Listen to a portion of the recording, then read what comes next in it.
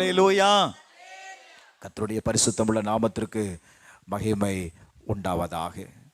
ஆண்டவரும் இரட்சகருமாய் இருக்கிற இயேசு கிறிஸ்துவின் நாமத்தினாலே இந்த உயிர் தெழுந்த நல்ல நாளில் உங்கள் யாவரையும் நான் என்ன செய்கிறேன்? வாழ்த்து. கர்த்தர் நல்லவர். ஆமென். ரைட். இந்த நாளிலும் கூட இயேசுவின் உயிர்த்தெழுந்த பண்டிகையை இன்றைக்கு உலகம் முழுவதும் கொண்டாடி கொண்டிருக்கிறார்கள். மத்தேயு எழுதின சுவிசேஷம் 28வது அதிகாரம் 16வது வசனத்தை வாசிக்கும் போது, அவர் அங்கே இல்லை, சொன்னபடியே உயிர்த்தெழுந்தார் என்று எழுதப்பட்டிருக்கிறது. அவர் அங்கே இல்லை, அவர் சொன்னபடியே என்ன செய்தாராம்? உயிர்த்தெழுந்தார். மத்தேயு எழுதின சுவிசேஷம் 12வது அதிகாரம் 40வது வசனத்துல ஆண்டவர் தாம் உயிரோடு கூட இருக்கும் பொழுது தன்னுடைய சீசர்களோடு கூட சொன்ன வார்த்தை என்ன தெரியுமா? 3 நாள் பூமியின் இருதயத்திலே அவர் இருப்பார் என்று எழுதப்பட்ட வார்த்தையை அவர் காண்பித்து கொடுக்கிறதை பார்க்க முடியும். மத்தேயு எழுதின சுவிசேஷம் 16வது அதிகாரம் 21வது வசனத்தில் 3ஆம் நாளில் எழுந்திருக்க வேண்டும் என்பதை தம்முடைய சீசர்களுக்கு என்ன சொன்னார் அப்படின்னா சொல்லத் தொடங்கினார். அது மாத்திரமல்ல, இந்த காரியத்தை குறித்து உயிர்த்தெழுந்த நாள் வரைக்கும் நீங்க யார்கிட்டையும் என்ன சொல்லக்கூடாது? சொல்லவும் கூடாது என்று சொன்னார். ரைட். வேதத்தை நாம் வாசிக்கும் போது இயேசுவின் உயிர்த்தெழுதலினால் நாம் மறுபடி ஜெனிப்பிக்கப்பட்டோம் என்று எழுதப்பட்டிருக்கிறது. அவருடைய உயிர்த்தெழுதலினால நமக்கு என்ன கிடைக்கிறது? மரணம் நமக்கு ஒரு மீட்பை கொடுத்தது. ரைட். நமக்கு ஒரு மீட்பை கொடுத்தது. அவருடைய உயிர்த்தெழுதலின் நிமித்தம் வேதம் சொல்லுகிறது, நாம் மறுபடியும் ஜெனிப்பிக்கப்பட்டோம் என்று எழுதப்பட்டிருக்கிறது. இந்த இயேசு கிறிஸ்துவனுடைய உயிர்த்தெழுதலை குறித்து நீங்கள் வேதத்திலே வாசிக்கும் போது அப்போஸ்தலனாகிய பவுல் கொரிந்து சபைக்கு எழுதும்போது 1 கொரிந்தியர் 15வது அதிகாரம் 4வது வசனத்திலிருந்து வாசிப்பீர்களே ஆனால், அடக்கம் பண்ணப்பட்டு வேத வாக்கியங்களின்படி 3ஆம் நாளில் ஆண்டவர் என்ன செய்தார்? உயிர்த்தெழுந்தார். அடுத்த வசனம் சொல்லுகிறது, கேபாவுக்கும் பின்பு 12 தரிசனமானார். அதன் பின்பு அவர் 500 பேருக்கு அதிகமான சகோதரருக்கும் ஒரே வேளையில் தரிசனமானார். அவர்களில் அநேகர் இந்நாள் வரைக்கும் இருக்கிறார்கள், சிலர் மாத்திரம் நித்திரை அடைந்திருக்கிறார்கள். பின்பு யாக்கோபுக்கும் அதன் பின்பு அப்போஸ்தலர் எல்லாருக்கும் தரிசனமானார். எல்லாருக்கும் பின்பு அவன் சொல்லுகிற வார்த்தையை கவனிங்க, அகால பிறவி போன்ற எனக்கும் தரிசனம் ஆனார் என்று எழுதப்பட்டிருக்கிறது. அப்போ ஆண்டவருடைய உயிர்த்தெழுந்த நல்ல கவனிங்க செய்தி. இயேசு உயிர்த்தெழுந்ததுக்கு பிற்பாடு 40 நாட்கள் இந்த பூமியிலே தன்னோடு கூட இருந்தவர்களுக்கு, தன்னை தேடி வந்தவர்களுக்கு, சீசர்களுக்கு, அவருடைய வேதம் சொல்லுகிறது அவரை பின்பற்றின 500க்கும் மேற்பட்ட ஜனங்களுக்கு தாம் உயிரோடு இருக்கிறவராய் அவர் என்ன செய்தார்? காண்பித்தார். 1 கொரிந்தியர் 15வது அதிகாரம் 22வது வசனம் சொல்லுகிறது, ஆதாமுக்குள் எல்லாரும் மரிக்கிறது போல கிறிஸ்துவுக்குள் எல்லாரும் உயிர்ப்பிக்கப்படுவார்கள். ஒரு ஆமென் சொல்லுங்களேன். கிறிஸ்துவுக்குள் எல்லாரும் என்ன செய்யப்படுவார்கள்? உயிர்ப்பிக்கப்படுவார்கள். அப்போ அவருடைய உயிர்த்தெழுதல் நமக்கு எதை கொடுக்கிறது அப்படின்னா, நம்முடைய வாழ்க்கையை உயிர்ப்பிக்க கூடியதாக இருக்கிறது. ஒரு ஆமென் சொல்லுங்க. அல்லேலூயா. நமக்கு ஒரு பெரிய நம்பிக்கையை கொடுக்கிறது. இயேசு மரித்தார், அவர் என்ன செய்திருக்கிறார்? அவர் மரித்த போது அவரோடு கூட இருந்த சீசர்களுக்கு, அவரை பின்பற்றின ஜனங்களுக்கு என்ன இல்லாம இருந்துச்சு அப்படின்னா, நம்பிக்கை இல்லாமல் இருந்தது. என்ன இல்லாம இருந்தது? நம்பிக்கை இல்லாம இருந்தது. இப்போ இயேசுவுடைய உயிர்த்தெழுதல் அவர்களுக்கு எதை கொண்டு வந்தது என்றால், ஒரு நம்பிக்கையை கொண்டு வந்தது. இரண்டாவது, அவருடைய திறக்கப்பட்ட கல்லறை நமக்கு எதை காண்பிக்கிறது? ஆனால் நம்முடைய வாழ்க்கையில ஒரு வெற்றியை கர்த்தர் நிச்சயித்திருக்கிறார். காரணம், அடக்க பண்ணப்பட்ட இடம், அந்த கல்லை புரட்டி போடக்கூடாதபடி, ஓ glory to God, அந்த கல்லை பத்திரமாக பாதுகாக்கும்படி அவர்கள் என்ன செய்தார்கள்? அங்கே இருந்த அதிகாரிகளால் அது பாதுகாக்கப்பட்டிருந்தது. ஒருவனாலும் திறக்கப்படக்கூடாதபடி glory to God இருந்த அந்த கல் என்ன செய்தது அப்படின்னா, திறக்கப்பட்டிருந்தது. ஒரு ஆமென் சொல்லுங்களேன். அல்லேலூயா. இரண்டாவது, மூன்றாவது, அவருடைய சிலுவை மரணம் நமக்கு மீட்பை கொடுத்ததுன்னு சொன்னேன். மீட்பை கொடுத்த தேவன் நமக்கு ஒரு இரண்டாவது, ஒரு செகண்ட் சான்ஸை கொடுக்கிறார். என்ன அப்படின்னா, நம்முடைய வாழ்க்கையில ஒரு புதிய நம்பிக்கையை, ஒரு புதிய ஆரம்பத்தை அவர் கொடுக்கிறதை பார்க்க முடியும். அடுத்தபடியாக வேதம் சொல்லுகிறது, ரட்சிக்கப்படுகிற ஒவ்வொருவருக்கும், அவரை பின்பற்றுகிற ஒவ்வொருவருக்கும் ஆண்டவர் எதை வைத்திருந்தார் அப்படின்னா, ஒரு நித்திய ஜீவனை வைத்திருந்தார். அவரை பின்பற்றுகிறவர்கள் எல்லாருமே என்ன செய்யப்படுவார்கள்? நித்திய ஜீவனை சுதந்திரித்துக் கொள்வார்கள். இதுதான் அவருடைய உயிர்த்தெழுந்த செய்தி. நீங்க நல்ல கவனிங்க.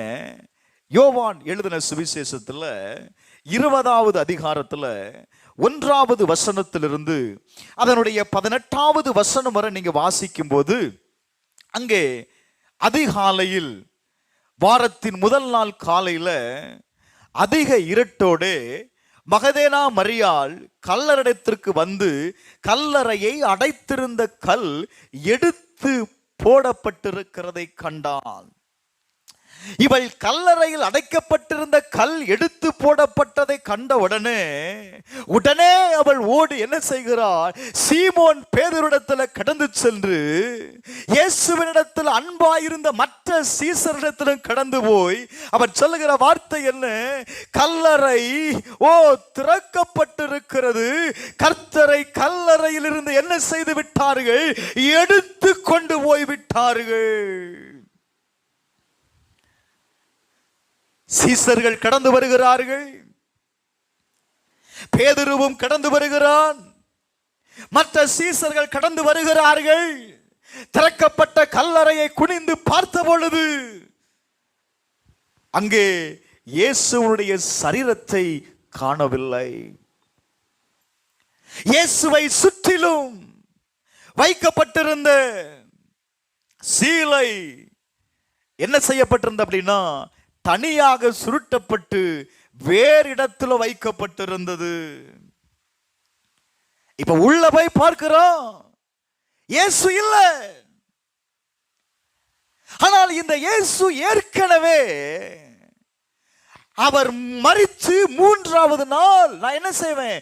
நான் உயிர்த்தெழுவேன் என்று சொன்ன வார்த்தையை அவங்கள் அறியாமல் இருந்தார்கள். 9வது வசனம் சொல்லுகிறது, அவர் மரித்தோரிலிருந்து எழுந்திருக்க வேண்டும் என்கிற வேத வாக்கியத்தை அவர் இன்னும் என்ன செய்தார்கள்?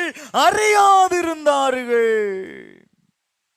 பின்பு அந்த சீசர்கள் தங்களுடைய இடத்திற்கு திரும்பி போனார்கள் என்று எழுதப்பட்டிருக்கிறது. ஆனா இந்த மரியாள் மாத்திரம் கல்லறையின் அருகே நின்று அழுது கொண்டிருந்தாள். கல்லறையை குனிஞ்சு பார்த்து பார்த்து, அவர் வைக்கப்பட்ட இடத்தை பார்த்து பார்த்து என்ன செய்கிறாள்? அழுகிறாள். இப்போ பார்க்கும் பொழுது அவர் வைக்கப்பட்டிருந்த அந்த இடத்துல, அவருடைய சரீரம் வைக்கப்பட்டிருந்த இடத்துல 2 தேவ தூதர்கள் வெள்ளை வஸ்திரம் தரித்தவர்களாய் தலைமாட்டில் ஒருத்தனும் கால் வைக்கப்பட்டிருந்த இடத்துல ஒருத்தனும் நிற்கிறான். இப்போ அவங்க உள்ள இருந்து கேட்கிறாங்க, ஸ்திரியே நீ ஏன் அழுகிறாய்? நீ ஏன் அழுகிறாய்? அவர் சொல்றா, என் ஆண்டவரை யாரோ எடுத்து கொண்டு போய்விட்டார்கள். யாரோ எடுத்து கொண்டு போய்விட்டார்கள். அவரை வைத்த இடமும் எனக்கு என்ன செய்யல தெரியவில்லை. இதை சொல்லிக் கொண்டு இருக்கும் பொழுது இயேசு அவளுக்கு பின்பாய் நிற்கிறதை பார்க்க முடியும். இயேசு எங்க இருக்கிறாரு? அவளுக்கு பின்பாய் இருந்து, ஸ்ரீயே ஏன் அழுகிறாய்? இந்த அம்மா மறுபடியும் பார்த்து, இவர் ஒருவேளை தோட்டக்காரரா இருக்குமோ என்று நினைத்து இந்த அம்மா சொல்லுது, ஐயா, நீர் அவரை எடுத்து கொண்டு போனது உண்மையானால் அவரை வைத்த இடத்தை எனக்கு சொல்லும், நான் போய் அவரை எடுத்துக்கொள்வேன். ஒரு ஆமென் சொல்லுங்களேன். நான் போய் அவரை பார்ப்பேன்னு சொல்லல, நான் போய் அவரை என்ன செய்வேன்? எடுத்துக்கொள்வேன். ஒரு ஆமென் சொல்லுங்களேன். ஹல்லேலூயா, ஹல்லேலூயா. இப்படி பேசிக்கொண்டு இருக்கும்போது இயேசு அவளை பார்த்து, மரியாளே, இந்த சத்தத்தை ஏற்கனவே இவள் என்ன செய்திருக்கிறாள்? கேட்டிருக்கிறதுனால இயேசு என்னை கூப்பிடுகிறார் என்று பின்னிட்டு பார்த்தபோது ஒரு வார்த்தை வருகிறது. என்ன சொல்லுகிறார் அப்படின்னா, போதகரே, அவர் சொல்றா, நீ என்ன தொடாத, நீ என்ன தொடாத, நீ போய் glory to God அவர்களுக்கு சொல் என்று சொல்லுகிறார். இப்ப பாருங்க, 18வது வசனத்துல இந்த மகதலேனா மரியாள் சொல்லுகிற வார்த்தை என்ன தெரியுமா? நான் இயேசுவை கண்டேன், நான் கர்த்தரை கண்டேன். ஆமென் சொல்லுங்களேன். அல்லேலூயா, அல்லேலூயா. காணாத தெய்வத்தை நினைத்து அழுது கொண்டிருந்த மரியாள் சொல்லுகிற வார்த்தை, நான் யாரை கண்டேன்? நான் கர்த்தரை கண்டேன். ஒரு ஆமென் சொல்லுங்களேன். அல்லேலூயா. இன்றைக்கும் நாம் அநேக நேரத்தில் ஆண்டவர் உயிர்த்தெழுந்தார், அவர் கல்வாரி சிலுவையில எனக்காக யாவையும் செய்து முடித்தார் என்று நான் நம்புகிறோம். ஆனா அவர் உயிர்த்தெழுந்திருக்கிறதை நம்புகிற நாம் அவரை எடுத்துக்கொள்வது இல்லை, அந்த வல்லமையை எடுத்துக்கொள்கிறது இல்லை. இன்றைக்கு நாம் என்ன செய்கிறோம்? இன்றைக்கும் நாம் அழுது கொண்டிருக்கிறோம். எதை நினைத்து அழுது கொண்டிருக்கிறோம்? யாரையா என் வாழ்க்கையில் இருக்கிற இந்த பிரச்சனையை மாற்றுவா? யார் என்னை ஆற்றக்கூடும்? யார் எனக்கு சமாதானத்தை தரக்கூடும் என்று சொல்லி தன்னுடைய நிலைகளை குறித்து என்ன செய்து கொண்டிருக்கிறோம்? அழுது கொண்டிருக்கிறோம். நாம் யாரை பார்க்கிறது இல்லை அப்படின்னா, நம்முடைய பின்பாக இருக்கிற இயேசுவை நாம் பார்க்கிறது இல்லை. யாரை பார்க்கிறது இல்லை? பிரச்சனையை தான் பார்க்கிறோமே தவிர யாரை பார்க்கல? இயேசுவை பார்க்கல. இவர் யார்? நம்முடைய எல்லா பிரச்சனைக்கும் ஒரு முடிவை உண்டாக்கினவர் இல்ல? நீங்க அந்த அதிகாரத்துல 31வது வசனத்தை வாசித்தீங்கன்னா, இயேசு தேவனுடைய குமாரனாகிய கிறிஸ்து என்று நீங்கள் விசுவாசிக்கும்படியாகவும், விசுவாசித்து அவருடைய நாமத்தினாலே எதை பெற்றுக்கொள்ளணும்? நித்திய ஜீவனை அடையும்படியாக இவைகள் எழுதப்பட்டிருக்கிறது. ஒரு ஆமென் சொல்லுங்களேன். எதற்காக எழுதப்பட்டிருக்கிறது? நீங்கள் அவரை விசுவாசிக்க வேண்டும். விசுவாசிக்கிறவர்கள் அவருடைய நாமத்தினாலே நித்திய ஜீவனை என்ன செய்யணும்? அடையணும். இதை நீ பெற்றுக்கொள்ளும்படியாக தான் இந்த வேத வாக்கியங்கள் எழுதப்பட்டிருக்கிறது. வசனம் சொல்லுகிறது, எழுதப்பட்டபடியே அவர் மரித்தார், 3வது நாள் என்ன செய்தார்? உயிர்த்தெழுந்தார். ஒரு ஆமென் சொல்லுங்களேன். அல்லேலூயா. ரைட். இந்த உயிர்த்தெழுந்த நாள்ல அவர் உயிர்த்தெழுந்ததுனால அவர் எனக்கு என்ன செய்தார்? ரொம்ப முக்கியம் இல்லை? வேதத்தில் வாசிக்கும் போது 1 பேதுரு 1வது அதிகாரம் 4வது வசனத்தை வாசிக்கலாம். 1 பேதுரு 1வது அதிகாரம் 4வது வசனம். அவர் இயேசு கிறிஸ்து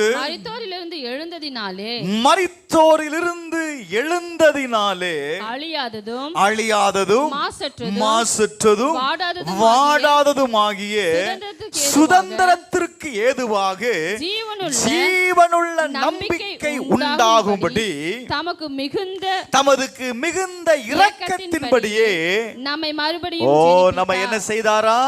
மறுபடியும் ஜெனிப்பித்தார்.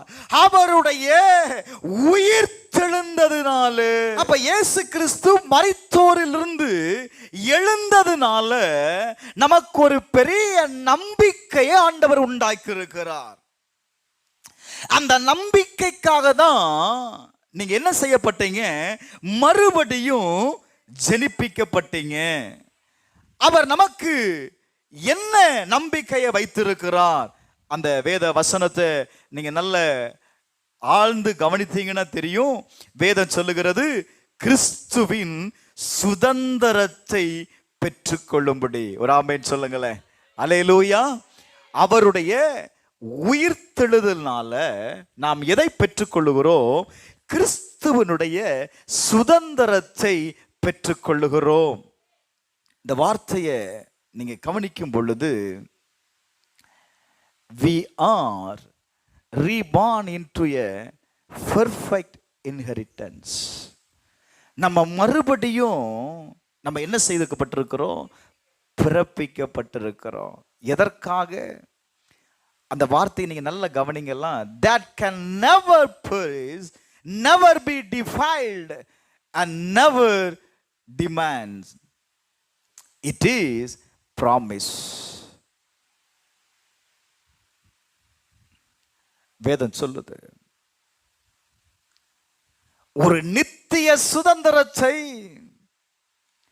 கிறிஸ்துவின் சுதந்திரத்தை நீ பெற்றுக்கொள்ளும்படி நீங்கள் மறுபடியும் கல்வாரி சிலுவையில் நீங்கள் பிறக்கப்பட்டிருக்கிறீர்கள். அந்த சுதந்திரம் என்ன தெரியுமா? அவருடைய சுதந்திரம் என்பது அழகா வேதம் சொல்லுது, அது அழியாதது. அது என்னது? அந்த சுதந்திரம் எப்படிப்பட்டது? சத்தமா சொல்லுங்க. என்னப்பட்டது? அழியாதது. 2வது மாசு இல்லாதது. 3வது மகிமை குறையாதது. ஒரு ஆமென் சொல்லுங்களேன். அல்லேலூயா. அழியாத, மாசு இல்லாத, மகிமை குறையாத சுதந்திரம். வேதத்தில் நீங்க வாசித்தீங்கன்னா சங்கீதம் 110வது அதிகாரம் அதனுடைய 3வது வசனத்தை வாசித்து பாருங்க. சங்கீதம் 110வது அதிகாரம் 3வது வசனத்தை வாசித்து பாருங்க. Glory to God. உமது பராக்கிரமத்தின் நாளிலே உம்முடைய ஜனங்கள் நல்ல கவனிங்க, உம்முடைய ஜனங்கள் மனப்பூர்வமும் பரிசுத்த அலங்காரமுள்ளவர்களாய் இருப்பார்கள். விடிய காலத்து கற்பத்தில் பிறக்கும் பனிக்கு சமானமாய் உம்முடைய யவ்வன ஜனம் யாருக்கு பிறக்கும்? சொல்லுங்க. அல்லேலூயா. வேதம் சொல்லுகிறது, விடிய காலத்து கற்பத்தில் பிறக்கும் பனிக்கு சமானமாய் உம்முடைய யவ்வன ஜனம் என்ன செய்யும்? உமக்கு எங்க பிறக்கும் அப்படின்னா இயேசுவுடைய உயிர்த்தெழுதல்ல பிறக்கும். ஆமென் சொல்லுங்க. அல்லேலூயா. வேதம் சொல்லுகிறது, நீங்கள் மறுபடியும் ஜெனிப்பிக்கப்பட்டிருக்கிறீர்கள். கிறிஸ்துவோடு கூட நீங்கள் மரித்தீர்களேயானால் கிறிஸ்துவோடு கூட நீங்கள் என்னவம் செய்யப்பட்டிருக்கிறீர்கள்? உயிர்த்தெழுந்தும் இருக்கிறீர்கள்.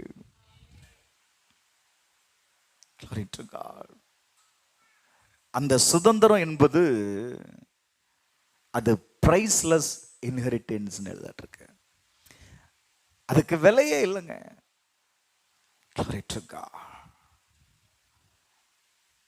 அவரை விசுவாசிக்கிற ஜனங்கள் ஒவ்வொருவரும்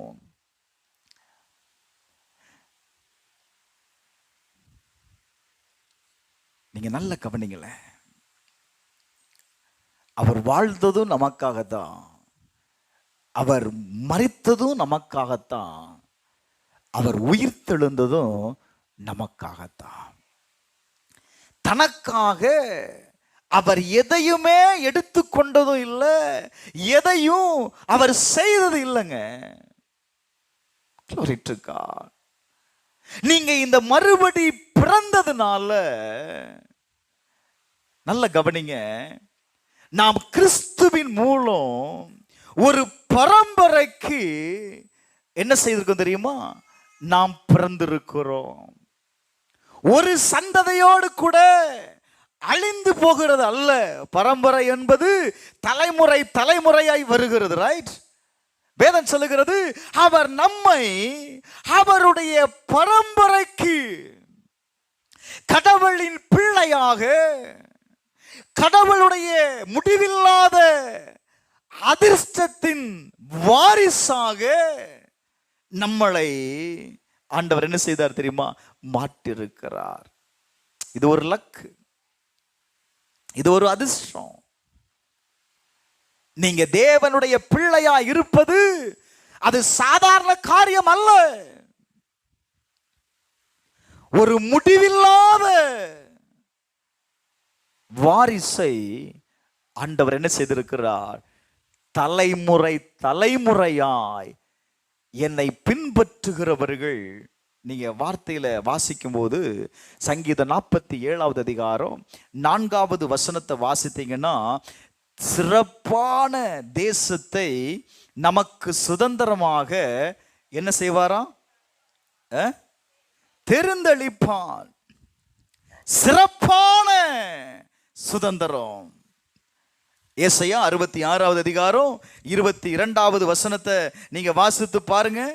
நான் படைக்க போகிற புதிய வானமும் புதிய பூமியும் எனக்கு முன்பாக நிற்பது போல உங்கள் சந்ததியும் உங்கள் நாமமும் நிற்கும் என்று யார் சொல்லுகிறது? சொல்லுங்க. புதிய வானமும் புதிய பூமியும் கர்த்தருக்கு முன்பாக நிற்கிறது போல உங்கள் சந்ததி. சிலுவையில ஆண்டவர் அந்த வேதனைப்பட்ட நேரத்தில் யாரை கண்டார்? அவருடைய சந்ததியை கண்டார்ல. இப்ப வேதம் சொல்லுகிறது, அவருடைய சந்ததி எனக்கு முன்பாக எப்பொழுதும் நிற்கும் என்று கர்த்தர் சொல்லுகிறார். ஒரு ஆமென் சொல்லுங்களேன். அல்லேலூயா, அல்லேலூயா. அவருடைய உயிர்த்தெழுதல்னால நாம் என்ன செய்யப்படுகிறோம்? எப்பொழுதும் கர்த்தருக்கு முன்பாக நாம் நிற்கக்கூடியவர்களாயிருக்கிறோம். நீங்க இன்னொரு வசனத்தை வாசித்து பாருங்க. 1 பேதுரு 1வது அதிகாரம் 23வது வசனத்தை வாசிக்கலாம். 1 பேதுரு 1வது அதிகாரம் 23வது வசனம். அழிவுள்ள வித்தினாலே அல்ல, என்றென்றைக்கும் நிற்கிறதும், என்றென்றைக்கும் நிற்கிறதும் ஜீவன் உள்ளதுமான தேவ வசனமாகிய அழிவில்லாத வித்தினாலே நீங்கள் என்ன செய்யப்பட்டீர்கள்? மறுபடியும் செழிப்பிக்கப்பட்டீர்கள். ஒரு ஆமென் சொல்லலாமே. அல்லேலூயா, அல்லேலூயா. மரித்த இயேசு 3வது நாள் உயிரோடு எழுந்திருப்பார் என்பது தேவனுடைய வார்த்தை. சொல்லப்பட்ட வார்த்தையின்படியே இயேசு என்ன செய்தார் தெரியுமா? உயிர்த்தெழுந்தார். ஒரு ஆமென் சொல்லுங்களேன். வேதம் சொல்லுகிறது, அந்த தேவனுடைய வார்த்தையினாலே நீங்களும் நானும் என்ன செய்யப்பட்டிருக்கிறோம்? மறுபடியும் ஜெனிப்பிக்கப்பட்டிருக்கிறோம். வார்த்தையினால சொல்றேன். நீங்க தேவனுடைய சுதந்திரத்தை கடவுளின் பிள்ளையாக, அவருடைய வாரிசாக, தலைமுறை தலைமுறையாக அதை அனுபவிப்பதற்காக நீங்கள் என்ன செய்யப்பட்டீர்கள்? ஜனிப்பிக்கப்பட்டீர்கள்னு வேதம் சொல்லுது. இந்த சுதந்திரத்தை குறித்து நான் சொல்லும்போது இது அழியாதது, இது அழியாதது, இது அழிந்து போகிறது அல்ல, மாசு இல்லாததுன்னு வசனம் சொல்லுது. மூன்றாவது, அதற்கு என்ன குறையாதான்? மகிமை குறையாதான். நீங்க வைத்திருக்கிற தங்கத்துக்கு கூட அழுக்கு அடைந்துரும் இல்ல? அதுக்கு கூட மகிமை என்ன செய்யும்? குறையும். ஆனா வேதம் சொல்லுகிறது, உங்கள் தலைமுறை தலைமுறைக்கு இந்த மகிமை என்ன செய்யாதான்? குறையாது. நீங்கள் அவருடைய சுதந்திரத்தை பெற்றுக்கொள்ளும்படி, எல்லாரும் சொல்லுங்க, நீங்கள் அவருடைய சுதந்திரத்தை பெற்றுக்கொள்ளும்படி. நீங்கள் இப்ப எதை பெற்றுக்கொண்டிருக்கிறீங்க? அவருடைய சுதந்திரத்தை பெற்றுக்கொள்ளும்படி உங்களை அவருடைய பிள்ளையாய் கல்வாரி சிலுவையில ஆண்டவர் என்ன செய்திருக்கிறார்? பெற்று எடுத்திருக்கிறார். ஒரு ஆமேன் சொல்லுங்களேன். ஹல்லேலூயா, ஹல்லேலூயா.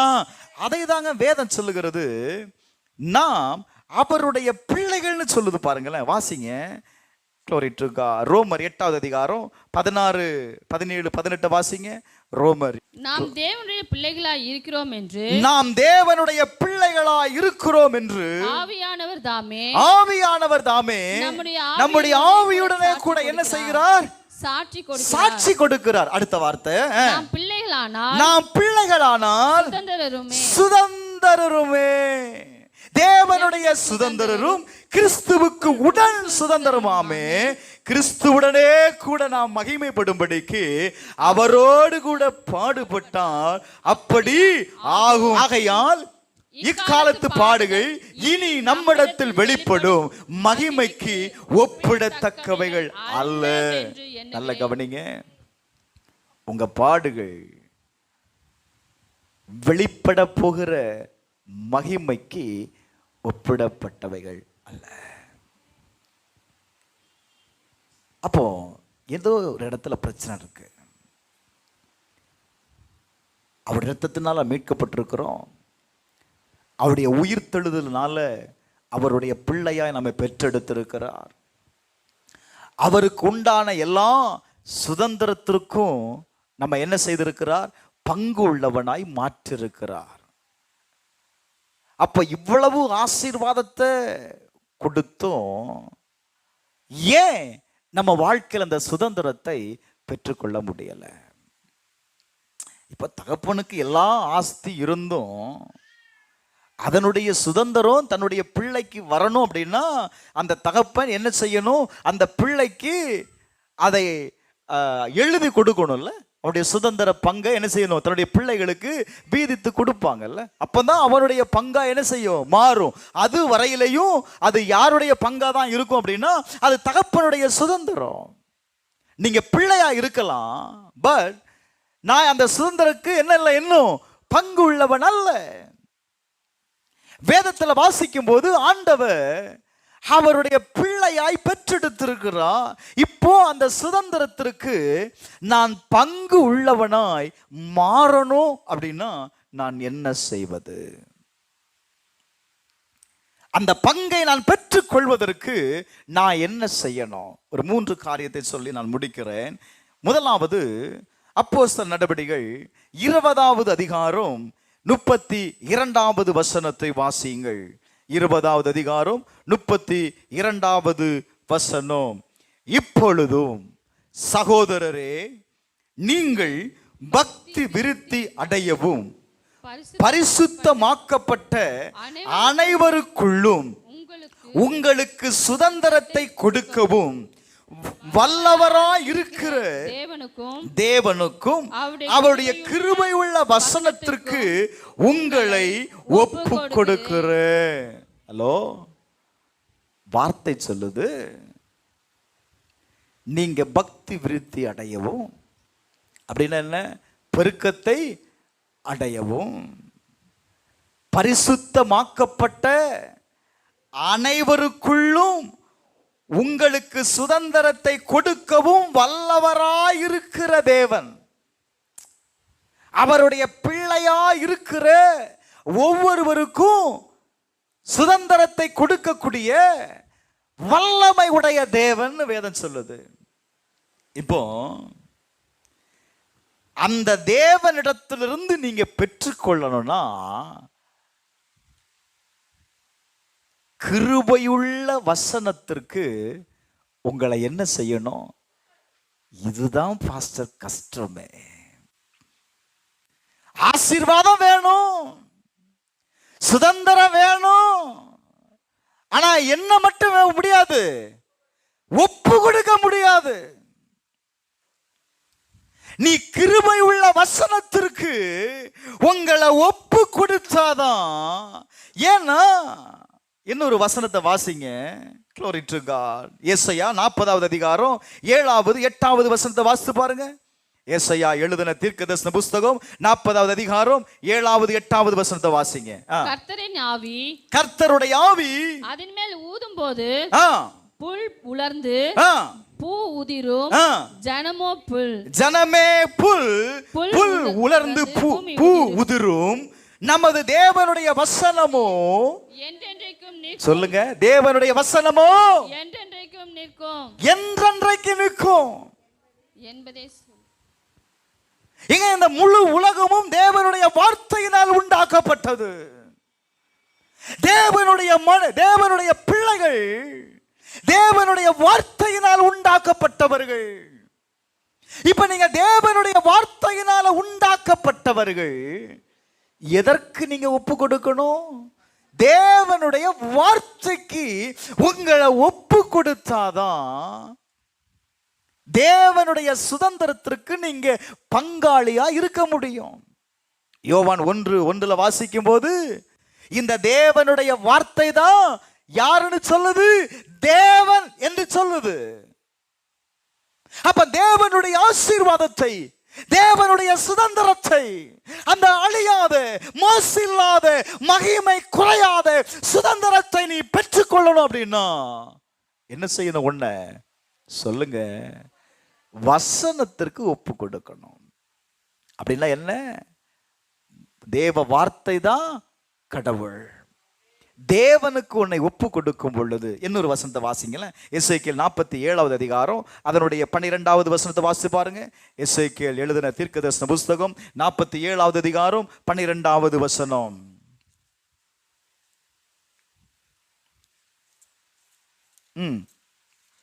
நதியோரமாய் அதன் இக்கரையிலும் அக்கரையிலும் புசிப்புக்கான நல்ல கவனிங்க, விருட்சங்களும். எல்லாரும் சேர்ந்து வாசிங்க. நதியோரமாய் அதன் இக்கரையிலும் புசிப்புக்கான சகலவித விருட்சங்களும் வளரும், அவைகளில் இலைகள் உதிர்வதும் இல்லை, அவைகளில் கனிகள் கெடுவதுமில்லை, அவைகளுக்கு பாயும் தண்ணீர் பரிசுத்த ஸ்தலத்திலிருந்து பாய்கிறபடியால் அது என்ன செய்யுமா? மாதந்தோறும் புது கனிகளை கொடுத்து கொண்டே, சத்தமசல கொடுத்து கொண்டே, அவைகளின் கனிகளை புசிப்புக்கும் அவைகள் இலைகள். இது யாரு சொல்றது? கர்த்தராகிய ஆண்டவர் சொல்றார். இது யாருடைய சுதந்திரம்?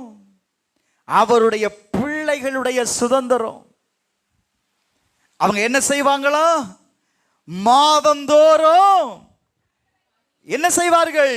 புதிய புதிய கனிகளை கொடுத்து கொண்டே இருப்பார்கள். அது ஒரு நாளும் கெட்டு போகாது. அவர்கள் அதை புசித்து என்ன செய்வாங்களாம்? சந்தோஷமாய் மகிழ்ச்சியாய் இருப்பார்கள். அது நதியோரத்தில் அக்கரையிலையும் இக்கரையிலையும் என்ன செய்யுமா? புசிப்புக்கான சகலவிதமான விருட்சங்களும் அது என்ன செய்யுங்க? வளரும். யாருடைய வாழ்க்கையில தெரியுமா? கர்த்தருடைய வார்த்தைக்கு ஒப்பு கொடுக்கிறவனுடைய வாழ்க்கையில. சங்கீத 1வது அதிகாரத்துல நாம் வாசிக்கிறோம். அவன் யாரா இருப்பான் அப்படின்னா, இலை உதிராதிருக்கிற மரத்தை போல் இருப்பான். அவன் செய்வதெல்லாம் வாய்க்கும். எப்போ?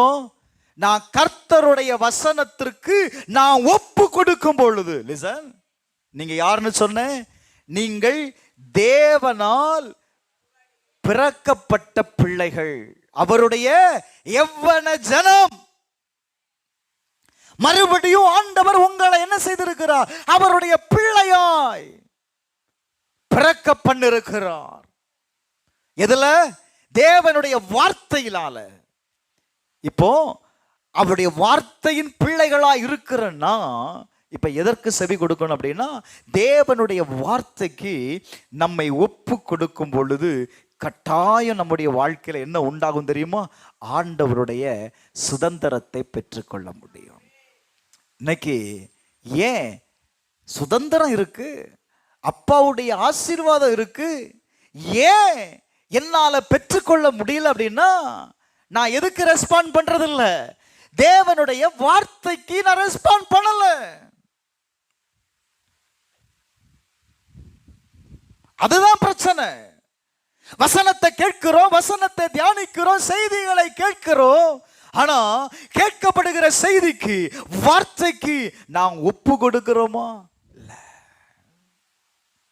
பின்ன எப்படி நீங்க பங்குள்ளவர்களா இருக்க முடியும்? ஏங்க, சாதாரண உலக மனுஷனே தன் புள்ள சொல்லு பேச்சு கேட்கலன்னா என்ன செய்ய மாட்டேங்கான்? ஒரே வார்த்தை, என் சொத்துல உனக்கு ஒரு பங்கும் கிடையாதுன்னு சொல்றான். இவன் பார்க்கறான் நைட்டோட நைட்டா, எனக்கா பங்கு தர மாட்டேன்னு சொல்ற அப்படின்னு பெரிய கல்லை தூக்கி போட்டு கொண்டுறான். இல்ல, நீங்க எல்லாம் படிக்கலையோ நியூஸ் பேப்பர்ல? எதுக்காக? இந்த ஆள் எனக்கு சொத்துல பங்கு தர மாட்டேன். ஏங்க, நீ உண்மையா உன்னுடைய தகப்பனுடைய பேச்சுக்கு நீ கேட்டிருந்தனா, கீழ்ப்படிந்து நடந்திருந்தனா, அவர் ஏன் உனக்கு தராம போயிருப்பாரு? இல்ல, கொஞ்சம் யோசிங்க. அப்ப இவ்வளவு தியாகம் பண்ணி தன் ஜீவனை உனக்கு கொடுத்து அந்த கல்வாரியில இவ்வளவு வேதனை அடைந்து 3 நாள் இரவு பகலாக அந்த சிலுவையிலேயே தொங்கி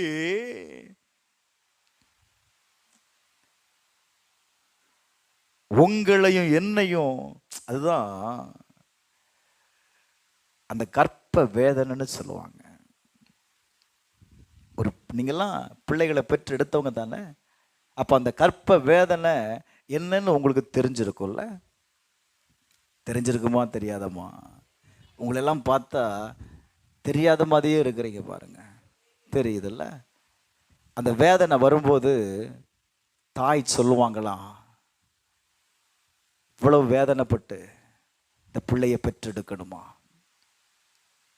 இதோட செத்து போனா நல்லா இருக்குமே அப்படிங்கிற எண்ணம் வருமா?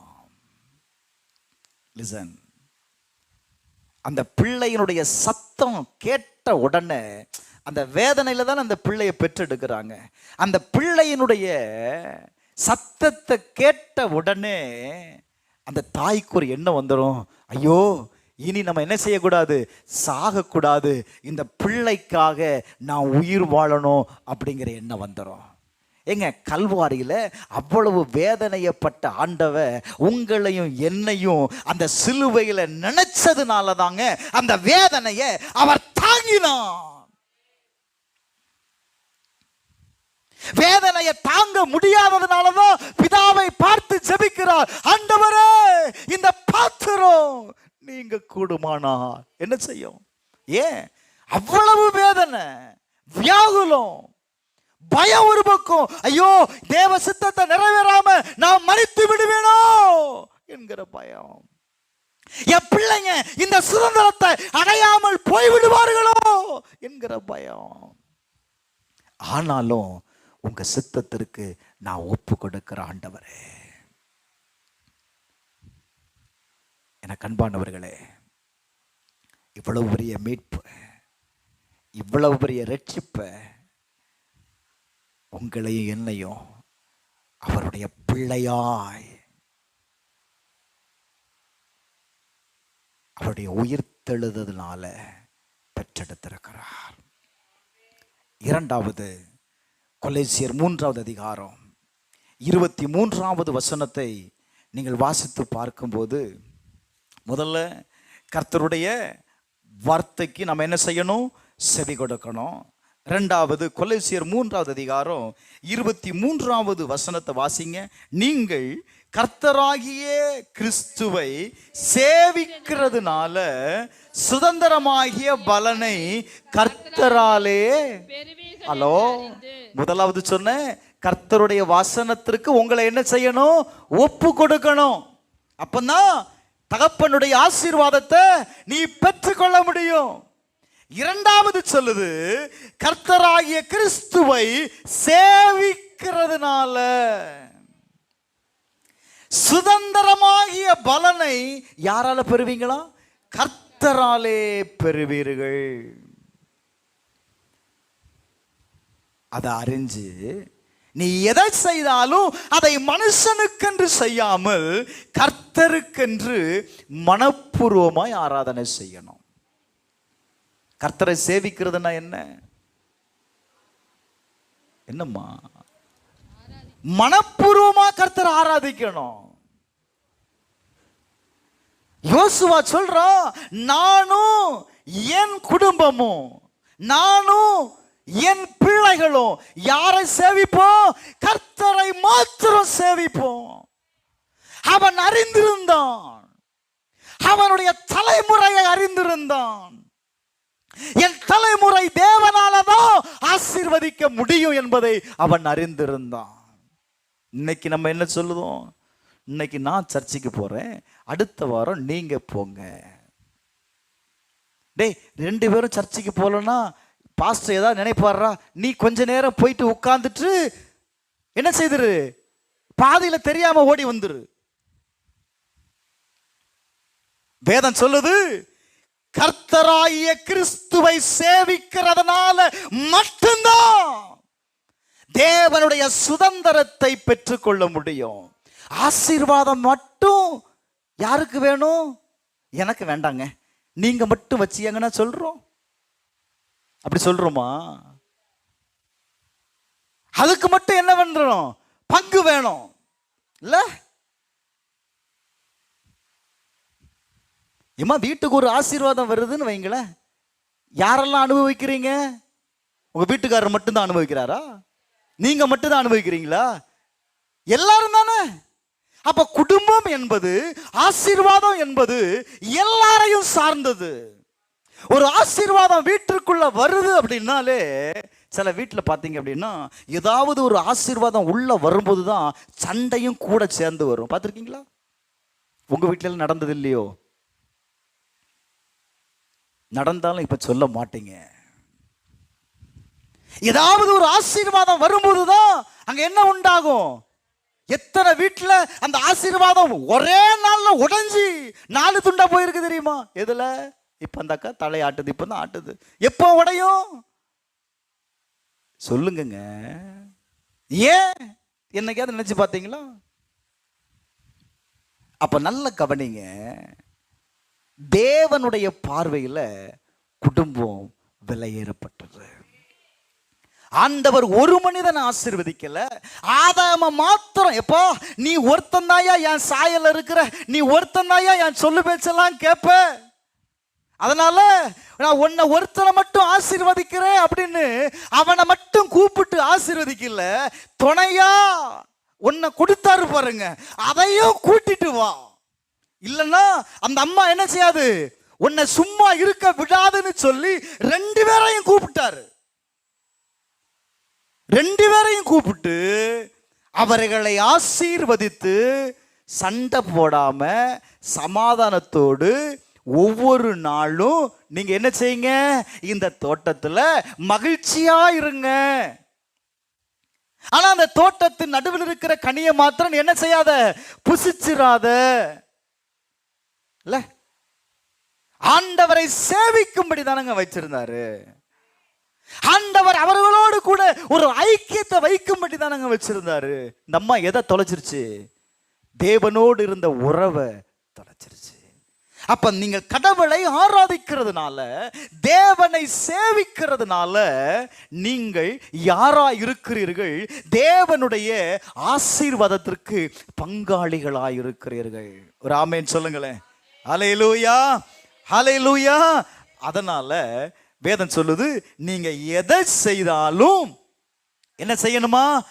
அவருடைய நாம மகிமைப்படும்படி கர்த்தருக்கே செய்யணும். யாருக்கு செய்யணும்? மனுஷனுக்குன்னு செய்யக்கூடாது. இன்னைக்கு சர்ச்சைக்கு போனாலும் திட்டுவானே சொல்லி சர்ச்சைக்கு வரக்கூடாது. மனப்பூர்வமாய் தேவனிடத்தில் என்ன செய்யணும் அப்படின்னா ஆராதனை செய்யணும். அதுதான் தேவனை சேவிக்கிறது.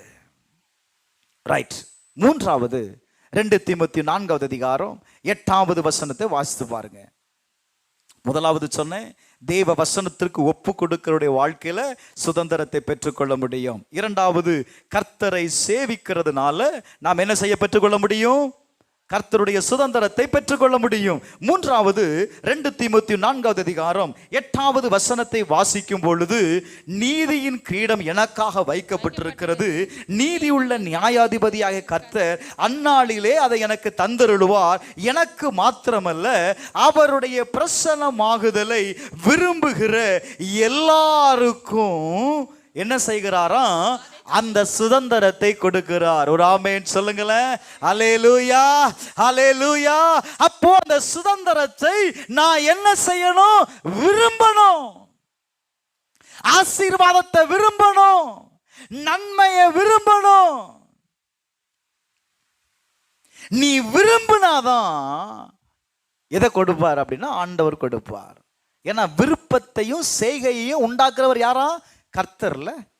அப்ப நீங்க விரும்பினாதான் இந்த ஆசீர்வாதமே உங்களுக்குள்ள வரும். சிலங்கிட்ட ஒரு ஆசீர்வாதத்தை நம்ம சொல்லும் போதோ இல்லைன்னா நீங்க ஏதாவது கொடுக்கும்போது அதை உதாசீனப்படுத்துவாங்க பார்த்தீங்களா? எனக்கெல்லாம் இது எதுக்கு, எனக்கெல்லாம் இது எதுக்கு? அது சின்ன பொருளோ பெருசோ, ஒருத்தர் உங்களுக்கு ஒரு ஆசீர்வாதத்தை கொடுக்கிறார் அப்படின்னா நீங்க என்ன செய்யணும் தெரியுமா? அதை பெற்றுக்கொள்ளணும். நீங்க ஆசீர்வாதத்தை அசதியாய் நினைக்கிறதுனால தான், அதை அசட்டை பண்ணுகிறதுனால தான் நம்ம என்ன செய்கிறோம்? அதை பெற்றுக்கொள்ளாமல் இருக்கிறோம். அப்ப சின்ன காரியமா இருந்தாலும் சரி, பெரிய காரியமா இருந்தாலும் சரி, நம்ம என்ன செய்யணும்? முதல்ல நம்மளுடைய ஆசீர்வாதத்தை அக்செப்ட் பண்ண முதல்ல படிக்கணும், அதை ஏற்றுக்கொள்ளணும். இதெல்லாம் எனக்கு வேண்டாம் அப்படி சொல்லாதுங்க. அது என்னவா இருந்தாலும் அதை நீ என்ன செய்யணும்? ஏற்றுக்கொள்ளணும். ஏன் தெரியுமா? 1 பேதுரு 3வது அதிகாரம் 9வது வசனத்தை வாசித்து பாருங்க. 1 பேதுரு 3வது அதிகாரம் 9வது வசனத்தை வாசித்து பாருங்க. தீமைக்கு தீமையையும் உதாசனத்திற்கு உதாசனத்தையும் சரி கட்டாமல் அதற்கு பதிலாக நீங்கள் ஆசீர்வாதத்தை நீங்கள் ஆசீர்வாதத்தை சுதந்திரித்துக் கொள்ளும்படி அழைக்கப்பட்டிருக்கிறவர்கள் என்று அறிந்து. ஹலோ, என்ன செய்யணுமா? நீ ஆசீர்வதிக்கணும். ஆசீர்வாதம் சும்மா வராது. வசனம் சொல்லுகிறது, நீங்கள் ஆசீர்வாதத்தை சுதந்திரித்துக் கொள்ளும்படி நீங்க யாரு?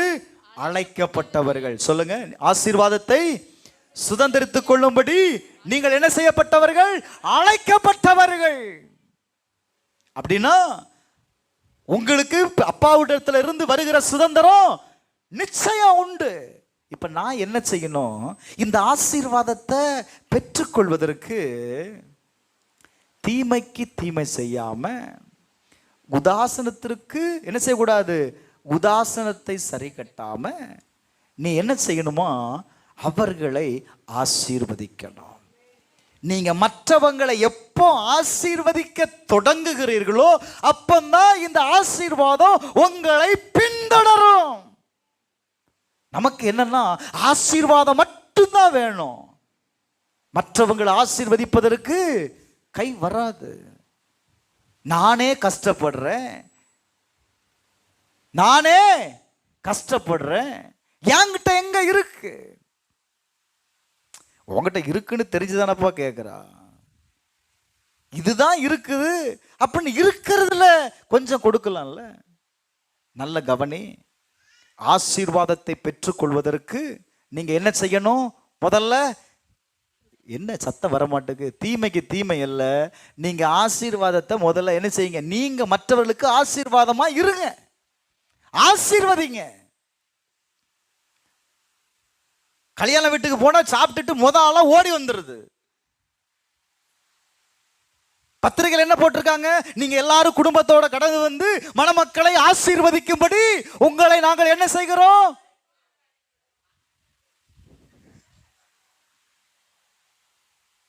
மணமக்களை ஆசீர்வதிக்க தானங்க நீங்க உள்ள போனீங்க.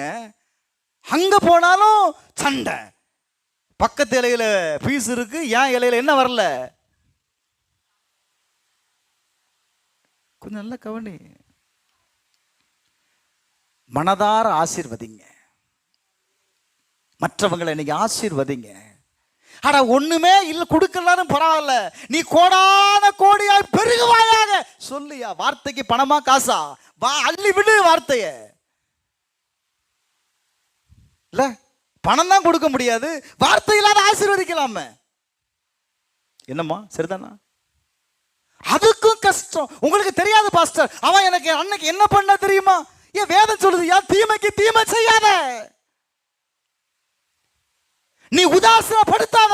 அவன் யாரு தெரியுமா? உங்களுக்கு தெரியாது பாஸ்டர். எனக்கு தெரியாதுமா. உதாசீனப்படுத்தாத, யாரையும் நீ உதாசீனப்படுத்தாத. நீ உதாசீனப்படுத்த அப்படின்னா உனக்கு என்ன வராது? நீ ஆசீர்வதிக்கப்பட்டவள். சொல்லு, நீ யாரு? சத்தமா சொல்லமா. நீ ஆசீர்வதிக்கப்பட்டவள். இந்த ஆசீர்வாதத்திற்காகவே நீ அழைக்கப்பட்டிருக்கிற, இந்த ஆசீர்வாதத்திற்காகவே நீ மறுபடியும் பிறக்கப்பட்டிருக்கிற. ஒரு ஆமென் சொல்ல மாட்டீங்களா? அல்லேலூயா, அல்லேலூயா. நம்ம என்ன நினைச்சிருக்கோம்? யாருக்கோ ஆசீர்வாதம், யாருக்கோ பாஸ்டர் பிரசங்கம் பண்றாரு, யாருக்கோ இல்ல, இன்னைக்கு உனக்கு தான். உன்னை தான் ஆண்டவர் பெற்றெடுத்தாரு, அப்ப உங்களுக்கு தான் பேச முடியும், யாருக்கோ பேச முடியாது. இல்ல இப்ப வேதம் சொல்லுது, நீங்கள் ஆசீர்வாதத்தை சுதந்திரிக்கும்படி அழைக்கப்பட்டவர்கள்.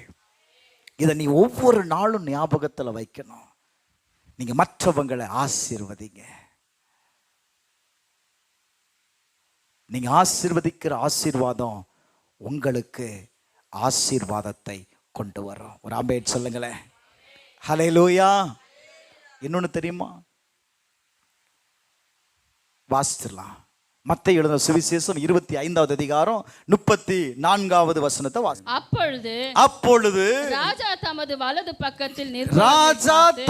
வலது பக்கத்தில் நிற்பவர்களை பார்த்து, வாருங்கள் வாருங்கள், என் பிதாவினால் ஆசீர்வதிக்கப்பட்டவர்களே. ஆண்டவர் யாரை கூப்பிடுகிறார்?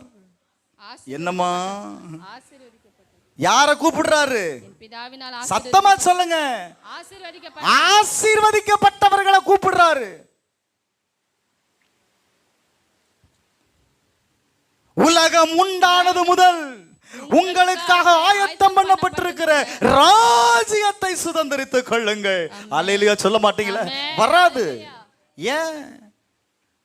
அங்க யார் நிப்பா அப்படின்னா, அடுத்த வசனம் சொல்லுது, நான் பசியா இருந்தேன், எனக்கு நீங்க போஜனம் கொடுத்தீங்க, தாகமா இருந்தேன், என் தாகத்தை தீர்த்தீங்க, அந்நியனா இருந்தேன், என்னை சேர்த்து கொண்டீங்க, வஸ்திரம் இல்லாமல் இருந்தேன், எனக்கு வஸ்திரத்தை கொடுத்தீங்க, வியாதியா இருந்தேன், என்னை விசாரிக்க வந்தீங்க, காவலில் இருந்தேன், என்ன பார்க்க வந்தீங்க. நீங்க மற்றவர்களை, இதெல்லாம் ஆசீர்வாதம்ல, இதெல்லாம் நீங்க செய்கிற லிஸ்ட். இதை நீங்க செய்தீங்க அப்படின்னா ஆண்டவர் உங்களை பார்த்து என்ன சொல்லுவாராம்? ஆசீர்வதிக்கப்பட்டவர்களே. உங்களுக்கே தெரியாது பாருங்களேன். அப்படித்தானே வசனம் சொல்லுது. என்ன சொல்லுது? ஆண்டவரே, நாங்க எப்போ உம்மை பசி உள்ளவராய் கண்டு உமக்கு போஜனம் கொடுத்தோம், எப்போ உம்மை தாகம் உள்ளவராய் கண்டு உம்முடைய தாகத்தை தீர்த்தோம், எப்பொழுது உம்மை அந்நியராய் கண்டு உம்மை சேர்த்து கொண்டோம், எப்பொழுது உம்மை வஸ்திரம் இல்லாதவனாய் கண்டு உமக்கு வஸ்திரத்தை கொடுத்தோம், எப்பொழுது உம்மை வியாதி உள்ளவர்களாய் காவலில் இருக்கிறவர்களாய் கண்டு உம்மிடத்தில் வந்தோம். அப்ப ஆண்டவர் சொல்றாரு, எப்பா, இந்த சிறியவராகிய என் சகோதரனான இவர்களில் ஒருவனுக்கு நீங்கள் எதை செய்தீர்களோ அதை எனக்கே யாருக்கு செய்தீர்கள்? எனக்கு செய்தீர்கள். நீங்க மற்றவங்களை ஆசீர்வதிக்கிற ஆசீர்வாதம், தகப்பனுடைய ஆசீர்வாதத்தை பெற்றுக்கொள்வதற்கு எதை கொடுக்கிறது தெரியுமா? வழியை வகுத்து கொடுக்கிறது. இன்னிலிருந்து விட்டுறாதங்க. இன்னொரு டீம் இருக்கு. அடுத்த வார்த்தை சொல்லுது, இப்ப இடது பக்கத்துல இருக்கிற ஆட்களை பார்க்கிறாரு. அவங்க யாரு? சபிக்கப்பட்ட அவர்கள் சபிக்கப்பட்டவர்கள். அவங்கள பார்த்து சொல்றாரு, என்னை விட்டு பிசாசுக்காகவும் பிசாசுக்காகவும் அவன் தூதர்களுக்காகவும் ஆயத்தம் பண்ணப்பட்டிருக்கிற நித்திய ஆக்கினியிலே போங்கள். மறுபடியும் ஆண்டவர் சொல்லு, நான் பசியா இருந்தேன், நீ எனக்கு ஒரு கிளாஸ் தண்ணி தந்தியா? ஒரு கிளாஸ் தண்ணியா தந்தியாங்கிறேன் இல்ல. இப்பதான் கேட்கிறான், எப்போ ஆண்டவரே நீ தண்ணி கேட்டீர்? எப்போ ஆண்டவரே நீர் பசியா இருந்தேன்? என்ன ஆண்டவரே, நானே சாப்பாட்டுக்கு எவ்வளவு கஷ்டப்படுறேன்னு உமக்கு தெரியல, எப்படி நான் அவனுக்கு சாப்பாடை கொடுக்கறது? நான் 10 சப்பாத்தியுமா கொடுக்க சொன்னேன்? ஒரு பிளேட் பிரியாணியுமா கொடுக்க சொன்னேன்? கொஞ்சம் கொடு. உனக்கு இருக்கிறதுல இருந்து என்ன செய், நீ கொடு. இல்லாததை ஆண்டவர் செய்ய சொன்னாராமா? கடன் வாங்கி செய்ய சொன்னாராமா? இல்ல. உன்கிட்ட இருக்கிறதுல இருந்து நீ கொஞ்சம் கொடுத்து பாரு, கர்த்தர் உன்னை பெருக செய்வார், கர்த்தர் உன்னை ஆசீர்வதிப்பார். ஒரு ஆமென் சொல்லுங்களேன். அல்லேலூயா. அப்போ நீங்க யாரு? பிதாவினால் ஆசீர்வதிக்கப்பட்டவர்கள். உங்களுக்காக இந்த ஆசீர்வாதம் சுதந்திரம் இருக்குல்ல, இது என்ன செய்யப்பட்டிருக்கிறது? பரலோகத்துல ரிசர்வ் பண்ணி வச்சிருக்கிறார் ஆண்டவர். நீங்க செய்றீங்கள நன்மை, நீங்க செய்றீங்கள அதை எல்லாத்திற்கும் உண்டான பலனை ஆண்டவர் என்ன செய்கிறாராம்? பரலோகத்துல ரிசர்வ் பண்ணி வைத்திருக்கிறார். வாசிங்க சங்கீதம் 31வது அதிகாரம் 19வது வசனம். சங்கீதம் 31:19. Glory to God. உமக்கு பயந்தவர்களுக்கும் மனுபுத்திரருக்கு முன்பாக உம்மை நம்புகிறவர்களுக்கும் நீர் உண்டு பண்ணி வைத்திருக்கிற உம்முடைய நன்மை எவ்வளவு பெரியது. ஒரு ஆமென் சொல்லுங்களேன். அவர் உனக்காக ஆயத்தம் பண்ணிருக்கிற நன்மை பரிசு, அது அளவிட முடியாதது. அந்த ஆசீர்வாதம் நீ நினைக்கிற மாதிரி இல்லை. Glory to God. கொலோசியர் 1வது அதிகாரம் 4வது 5வது 6வது வசனத்தை வாசித்து பாருங்க. அங்க எழுதப்பட்டிருக்கிறது 1:4 வாசித்து பாருங்க. பரலோகத்திற்கு உங்களுக்காக வைத்திருக்கிற நம்பிக்கை நிமித்தம் நம்முடைய கர்த்தராகிய இயேசு கிறிஸ்துவின் பிதாவாகிய தேவனுக்கு ஸ்தோத்திரம் செலுத்தி எப்பொழுது உங்களுக்காக என்ன செய்கிறேன்? வேண்டுதல் செய்கிறோம். அந்த நம்பிக்கை, எந்த நம்பிக்கை? நீங்க எந்த நம்பிக்கையின்படி ஆசீர்வதிக்கிறீங்களோ, வசனம் சொல்லுது, அந்த நம்பிக்கையை குறித்து நீங்கள் முன்னமே சத்திய வசனமாகிய சுவிசேஷத்தினாலே கேள்விப்பட்டிருக்கிறீர்கள். ஆண்டவர் என்ன செய்தார்? இந்த நன்மையை செய்ய சொல்லுங்கல்ல. இயேசுவை என்ன செய்தாரு? பூமியில் இருந்த நாட்கள்ல நன்மை செய்கிறவராய் சுற்றித் திருந்தார். வாசிக்கிறோம். அவர் நன்மையை செய்யலாங்க, அவர் கடவுள். நான் மனுஷன் தானே. ஏன் நீ மனுஷன் இல்லையா? நீ அவருடைய பிள்ளை. வார்த்தை சொல்லுகிறது, இந்த சுவிசேஷத்தை நீங்க கேள்விப்பட்டிருக்கிறீங்க. இந்த சுவிசேஷம் உலகமெங்கும் பரம்பி என்ன செய்கிறது? பலன் தருகிறதை போல. ஒரு ஆமென் சொல்லுங்களேன். இந்த உலகம் முழுவதும் இந்த வார்த்தையை நம்பி செய்கிறவர்கள், உதவி செய்கிறவர்கள் என்ன செய்கிறார்கள்? இன்றைக்கு பலன் கொடுக்கக்கூடியவர்களாய் இருக்கிறார்கள். வேதம் சொல்லுது, உங்களிடத்திலும் நீங்கள் கேட்டு தேவ கிருபையை சத்தியத்தின்படி அறிந்து கொண்ட நாள் முதல் அது உங்களுக்குள்ளும் பலன் தருகிறதா இருக்கும். எப்போ? இன்னைக்கு நீங்க கேட்டுட்டீங்கல்ல சத்தியத்தை, நீங்க என்ன செஞ்சிட்டீங்க? கேட்டுட்டீங்க. நீங்க யாரு? ஆசீர்வதிக்கப்பட்டவர்கள். நீங்க யாரு? அவருடைய பிள்ளை. உங்களுக்குன்னு தேவன் ஒரு சுதந்திரத்தை வைத்திருக்கிறார். இதை இன்னையிலிருந்து நீங்க செய்ய ஆரம்பிச்சீங்க அப்படின்னா வசனம் சொல்லுது, அது உங்களுக்குள்ளேயும் எதை தருகிறதை பார்ப்பீங்க? பலன் தருகிறதை பார்ப்பீங்க. மாதந்தோறும் கஷ்டப்பட வேண்டிய அவசியம் இல்லை. ஒழுங்கா தசம பாகத்தை சர்ச்சைக்கு கொடுத்துட்டா என்ன வராது? நஷ்டம் வராது, சாபம் வராது, ஆசீர்வாதம் உண்டாகும். அதை அறிந்து நீ ஆசீர்வதிக்கணும். ஐயோ இத சபைக்கு கொடுத்துட்டா நான் என்ன பண்றது? அப்படி அல்ல, நான் அறிந்து நன்மை செய்யணும். இது தேவனுக்கு கொடுக்க வேண்டிய பணம், இது தேவனுக்கு கொடுக்க வேண்டிய தசம பாகம், இது கர்த்தருக்கு பரிசுத்தமானது. இதை நான் என்ன செய்யக்கூடாது? எனக்காக எடுத்துக்கொள்ள கூடாது. அதை அறிந்து என்ன செய்யணுமா? நாம் கொடுக்கணும். நீங்க செய்து பாருங்க. வேதம் சொல்லுகிறது, அது உங்களுக்குள் எப்பமா? நீங்க அறிந்து கொண்ட நாள் முதல், நீங்க செய்ய தொடங்கின நாள் முதல் அது உங்களுக்கு எதை கொடுக்கும்? பலனை கொடுக்கக்கூடியதை நீங்க பார்க்க முடியும். உங்க அந்த பலன் என்ன அப்படிங்கிறத எசேக்கியேல் 47:12 திரும்ப திரும்ப திரும்ப திரும்ப படிங்க.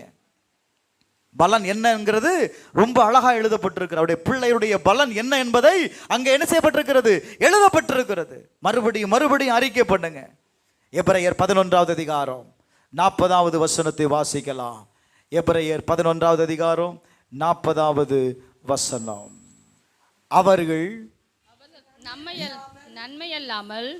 நம்மை அல்லாமல் பூரணராகாதபடிக்கு விசேஷித்த நன்மையானதை ஒன்றையும் தேவன் நமக்கென்று முன்னதாக நியமித்திருந்தார். நீங்க அதற்கு மேல உள்ள வசனத்தை நீங்க வாசித்தீங்க அப்படின்னா அநேகர் என்ன செய்கிறார்கள்? தங்களுடைய விசுவாசத்தினாலே என்ன செய்கிறார்கள்? விடுதலையை பெற்றார்கள். விசுவாசத்தினாலே ராஜ்யங்களை என்ன செய்தார்கள்? ஜெயித்தார்கள் என்று எழுதப்பட்டிருக்கிறது. நீதி 33வது வசனமாமா? 33 பாருங்க. விசுவாசத்தினாலே அவர்கள் ராஜ்யங்களை ஜெயித்தார்கள். விசுவாசத்தினாலே அவர்கள் ராஜ்யங்களை ஜெயித்தார்கள். நீதியை நடப்பித்தார்கள். நீதியை நடப்பித்தார்கள். வாக்குத்தத்தங்களை பெற்றார்கள். சிங்கங்களின் வாய்களை அடைத்தார்கள். எதுல? By faith. விசுவாசத்துல செய். ராஜ்யங்களை ஜெயிக்க முடியும். உன்னுடைய விசுவாசத்தினால நீதியை செய்து பாரு, ஆசீர்வாதத்தை பெற்றுக்கொள்வேன். உன்னுடைய விசுவாசத்தினால உனக்கென்று வைக்கப்பட்டிருக்கிற வாக்குத்தத்தத்தை நீங்கள் பெற்றுக்கொள்வீர்கள். தொடர்ந்து நீங்க வாசித்தீங்க அப்படின்னா சிலர் நிந்தைகளையும் பாடுகளையும் கட்டுகளையும் அனுபவித்தார்களாம். யார் தெரியுமா அனுபவித்தது? வசனத்தை கேட்டவர்கள் தான். ஆனா அவங்க என்ன செய்யல? வேதம் சொல்லுது, குறைவையும் உபத்திரவத்தையும் துன்பத்தையும் அனுபவித்தார்கள். ஏன்? அந்த வாக்குத்தத்தம் பண்ணப்பட்டதை, அதாவது நான் இப்படி சொல்றேன் பாருங்களேன், தேவனுடைய சுதந்திரத்தை ஏன் அவர்களால் அடையாமல் போயிற்று? பார்த்தாங்க. என்ன செய்யல அப்படின்னா வசனத்தை கேட்டவர்கள் தான். ஆனா ஏன் அந்த வாக்குத்தத்தத்தை, பிதாவுடைய சுதந்திரத்தை அவர்களால் அடைந்து கொள்ள முடியாமல் போனது தெரியுமா? அவங்க தங்களை தேவனுடைய வார்த்தைக்கு ஒப்பு கொடுக்கல. தேவனுடைய வார்த்தைக்கு ஒப்பு கொடுக்காததுனால வசனத்தை கேட்டும் வசனத்தின் மீது நம்பிக்கை வரல. நம்பிக்கை இல்லாததுனால விசுவாசம் செயல்படாமல் போயிற்று. வேதம் சொல்லுகிறது, நன்மையானது ஒன்றை தேவன் நமக்கென்று முன்னதாக நியமித்திருந்தார். நீ இதை செய், நான் நன்மையை செய்வேன்னு ஆண்டவர் சொல்லலை. உன் வாழ்க்கையில எல்லா நன்மைகளையும் அவர் ஏற்கனவே பரலோகத்தில் ரிசர்வ் பண்ணியிருக்கிறாரு. நீ ஒன்னே ஒன்று செய்யணும், நீ அதை கிளைம் பண்ணணும். வார்த்தைக்கு ஒப்பு கொடுயா. கர்த்தரை சேவிக்கிறவர்களாய் நீங்க இருங்க. ஆசீர்வாதத்தை விரும்புங்க. ஆசீர்வாதமான வசனத்தை பேசுங்க. வார்த்தையை பேசுங்க. நான் இப்படி சொல்லி முடிக்கிறேன். நம்முடைய சரீரத்திற்கு ஆகாரம் எவ்வளவு முக்கியமோ தேடி தேடி டேஸ்ட்டை பார்த்து பார்த்து சாப்பிட்றோம் இல்ல, விரும்பினதெல்லாம் சாப்பிட்றோம்.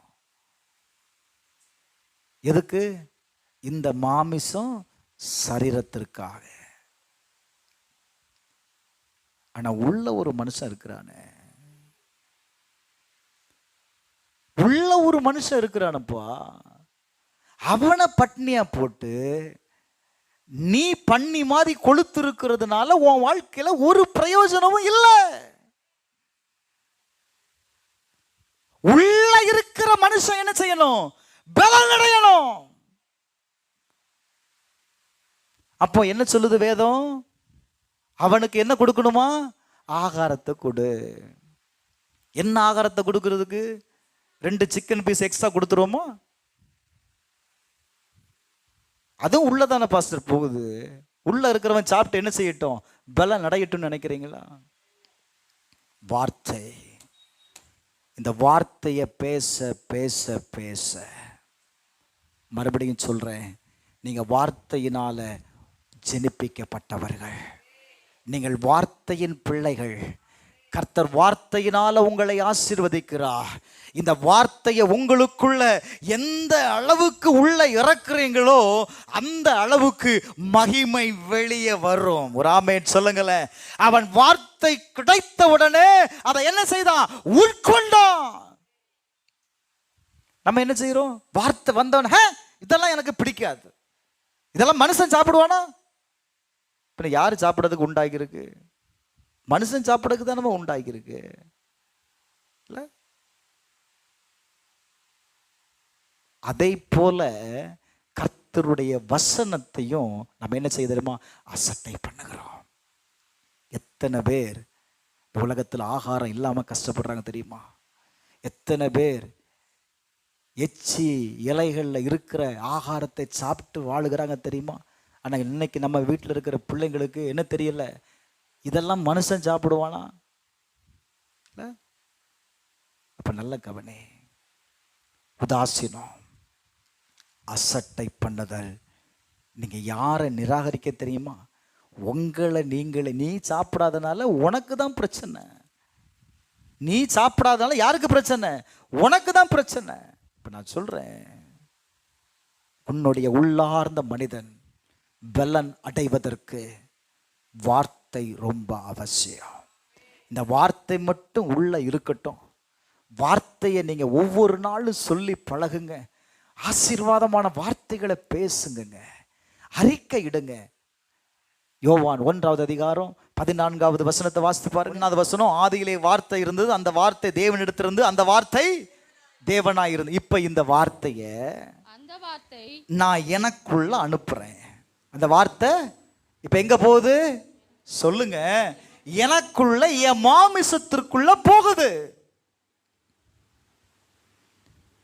அந்த வார்த்தை கிருபையினாலும் சத்தியத்தினாலும் நிறைந்தவராய் நமக்குள்ளே வாசம் பண்ணினார். கிருபையினாலும் சத்தியத்தினாலும் நமக்குள்ள என்ன செய்தார்? வாசம் பண்ணினார். இந்த வார்த்தை உங்களுக்குள்ள வாசம் பண்ணும் பொழுது ஒண்ணு நடக்கும். இந்த மகிமையை நீங்க பார்க்க முடியும். ஒரு ஆமென் சொல்லுங்களேன். மகிமையை நீங்க பார்க்க முடியும். அந்த மகிமை சாதாரண மகிமை அல்ல. அந்த மகிமை, ஓ glory to God, ஒரே பேராளுடைய மகிமைக்கு ஏற்ற மகிமையா இருந்தது. அந்த மகிமை அழியாதது, அந்த மகிமை மாசில்லாதது, அந்த மகிமை குறையாத மகிமை. உனக்குள்ள இருக்கிற அந்த மகிமை ஒரு நாள் உன்னை வெட்கப்படுத்தாது. ஒரு நாள் ஒன்று வெட்கப்படுத்தாது. வார்த்தைக்கு ரெஸ்பாண்ட் பண்ணுங்க. இன்னைக்கு அநேக நேரத்தில் நம்ம சரீரத்திற்கு ரெஸ்பான்ஸ் கொடுக்கறதுனால தான் நம்மளால் வாழ்க்கையில் வருகிற போராட்டங்களை ஜெயிக்க முடியவில்லை. நீங்களும் நானும் வார்த்தையில் உண்டாக்கப்பட்டவர்கள். இந்த வார்த்தை உங்களுக்குள்ள இருந்தால் மட்டும்தான் அவருடைய மகிமையை நீ பார்க்க முடியும். ஒன்று தெரியுமா, இந்த உள்ளார்ந்த மனுஷருக்கான அவன் வார்த்தையை மட்டும்தான் ரெஸ்பாண்ட் பண்ணுவான். இந்த வார்த்தைக்கு மட்டும்தான் அவன் என்ன செய்வான், ரெஸ்பாண்ட் பண்ணுவான். ஆனால் இந்த மாமிசம் இருக்கு பார்த்தீங்களா, அது என்ன செய்யாது அப்படின்னா வார்த்தைக்கு மட்டும்தான் ரெஸ்பாண்ட் பண்ணாது, பாக்கி இருக்கிற எல்லாவற்றுக்கும் என்ன செய்யும், அக்செப்ட் பண்ணும், எல்லாவற்றையும் ஒற்றுக்கொள்ளும். வசனத்தை சொல்லி பாரு, என்ன செய்ய மாட்டான், ஏற்றுக்கொள்ளவே மாட்டான். நான் இன்னைக்கு சொல்றேன், வார்த்தைக்கு மட்டும் உங்களை ஒப்பு கொடுங்க, உங்க வாழ்க்கையில மகிமையை காண்பீங்க. எல்லாரும் எழுந்து நிற்போம். வார்த்தை சொல்லுகிறது, இயேசுவின் உயிர்த்தெழுதல் நாம் மறுபடியும் ஜெனிப்பிக்கப்பட்டவர்கள். அவருடைய சுதந்திரத்தை பெற்றுக்கொள்ளும்படி, கிறிஸ்துவனுடைய சுதந்திரத்தை பெற்றுக்கொள்ளும்படி நீங்களும் நானும் கிறிஸ்துவினால் நாம் பெற்றெடுக்கப்பட்டிருக்கிறோம். அவருடைய பிள்ளையாய், அவருடைய வாரிசாய், நம்முடைய தலைமுறை முழுவதும் அவருடைய ஆசீர்வாதத்திற்குள் இருக்கும்படி நீங்களும் நானும் அழைக்கப்பட்டிருக்கிறோம். சகோதரா, சகோதரி, நீங்களும் நானும் ஆசீர்வதிக்கப்பட்டவர்கள். தேவனுடைய ஆசீர்வாதத்தை பெற்றுக்கொள்ளும்படி நீங்கள் அழைக்கப்பட்டிருக்கிறீர்கள். விசுவாசிக்கிறவர் எல்லாரும் அந்நிய பாஷையில தேவனை ஆராதிக்க தொடங்கலாம். அப்படி 2-3 நிமிடம் பேசுங்க பார்க்கலாம். ஆண்டவரே, நான் அழைக்கப்பட்டிருக்கிறேன், உம்முடைய பிள்ளையா என்னை தெரிந்து கொண்டிருக்கிறேன். ஆண்டவரே, உம்முடைய பிள்ளைக்கு உண்டான சுதந்திரத்தை ஆண்டவரை இன்றைக்கு பெற்றுக்கொள்ளும்படி, ஆண்டவரே, உம்முடைய பிள்ளையா உம்முடைய சமூகத்திற்கு முன்பாக உம்முடைய ஆலயத்தில் நான் கடந்து வந்திருக்கிறேன். சொல்லுங்க, வாய்களை திறந்து பேசுங்க, வாய்களை திறந்து பேசுங்க. அப்பா, இந்த ஆசீர்வாதத்திற்கு என்னை உட்படுத்துங்க, இந்த ஆசீர்வாதத்திற்கு என்னை உட்படுத்துங்க. ஆண்டவரே, அழியாததும் மாசில்லாததுமாய் மகிமையா இருக்காத ஆண்டவரே, மகிமை குறைவில்லாத அந்த சுதந்திரத்திற்கு என்னை பங்குள்ளவனாய் மாற்றும் ஆண்டவரே. கேளுங்க பிரதர், சிஸ்டர், கேளுங்க. இது போதும்னு நிக்காத. இந்த வாழ்க்கை இல்ல, கர்த்தர் உனக்கு மேலான வாழ்க்கையை வைத்திருக்கிறார். அநேகரை நீர் ஆசீர்வதிக்கும்படி நீ தெரிந்து கொள்ளப்பட்ட பாத்திரம். அநேகரை ஆசீர்வதிக்கும்படி நீ தெரிந்து கொள்ளப்பட்ட பாத்திரம். நீ மற்றவங்களை ஆசீர்வதிக்க தான் ஆசீர்வாதம் கடந்து வரும். ஆசீர்வாதத்தை பெற்றுக்கொள்ளணுமா, நீ மற்றவர்களை ஆசீர்வதிக்கிறவனாய் மாறு. உன் நிமித்தம் உன் குடும்பம் ஆசீர்வாதமா இருக்கும். உன் குடும்பம் கர்த்தரை சேவிக்கிற குடும்பமாய் மாறட்டும். இன்னைக்கு ஒப்புக்கொடு, ஆண்டவரே, ஆண்டவரே, என்னுடைய குடும்பம் கர்த்தரை சேவிக்கிற குடும்பமாய் மாறட்டும். ஆண்டவரே, சொல்லுங்க, சொல்லுங்க, வாயை திறந்து சொல்லுங்க, வாயை திறந்து சொல்லுங்க. ஆண்டவரே, நான் அதை விரும்புகிறேன். என் பிள்ளைங்கள் ஆண்டவரை ஆராதிப்பதை நான் விரும்புகிறேன். நாங்கள் குடும்பமாய் தேவனை ஆராதிப்பதை நான் விரும்புகிறேன். விரும்புகிற யாவருக்கும் சுதந்திரம் உண்டாகும். விரும்புகிற யாவருக்கும் இன்னைக்கு ஆண்டவர் அந்த சுதந்திரத்தின் அபிஷேகத்தை தலையின் மேல் வைக்கிறார். நீ பிள்ளை என்பதற்கு பரிசுத்த ஆவியானவர் அதற்கு சாட்சியா இருக்கிறாருங்க, சாட்சியா இருக்கிறார். உனக்குள் இருக்கிற பரிசுத்த ஆவியானவர் சாட்சியா இருக்கிறார். எத்தனை பேர் நம்புறீங்க? எத்தனை பேர் நம்புறீங்க? பரிசுத்த ஆவியானவர் உனக்குள் சாட்சியா இருக்கிறார். அவர் சொல்லிக்கிட்டே இருக்கிறாரு, நீ அழைக்கப்பட்டிருக்கிற வசனத்துக்கு ரெஸ்பாண்ட் பண்ணு, கேட்கிற செய்திக்கு நீ வா, ஒப்புக்கொடு. அவர் எத்தனையோ முறை சொல்றாருல்ல, ஆனா நான் தான் அடம் பிடிச்சு நான் கேட்காம இருக்கிறேன், நான் அடம் பிடிச்சு செய்யாம இருக்கிறேன். உனக்குள் இருக்கிற பரிசுத்த ஆவியானவருக்கு உங்களை ஒப்பு கொடுங்க. அவர் உங்களை நடத்துவா, சகல சத்தியத்திற்குள்ளும் உங்களை நடத்துவா, சகல ஆசீர்வாதத்திற்குள்ளும் உங்களை நடத்துவா. நீங்கள் ஆசீர்வாதமா இருப்பீர்கள். நீங்கள் அழைக்கப்பட்ட அழைப்பிற்கு நீங்கள் பாத்திரமா இருப்பீர்கள். வேதம் சொல்லுகிறது, நாம் மறுபடியும் செழிப்பிக்கப்பட்டவர்கள். பெறுவார்கள். எல்லாரும் கரங்களை தட்டி கர்த்தரை மகிமைப்படுத்தலாம். சத்தமா சத்தமா, நான் மறுபடியும் ஜெனிக்கப்பட்டவர்கள், நான் மறுபடியும் ஜெனிப்பிக்கப்பட்டிருக்கிறேன் அப்படின்னு நம்புறவங்க கரங்களை தட்டு.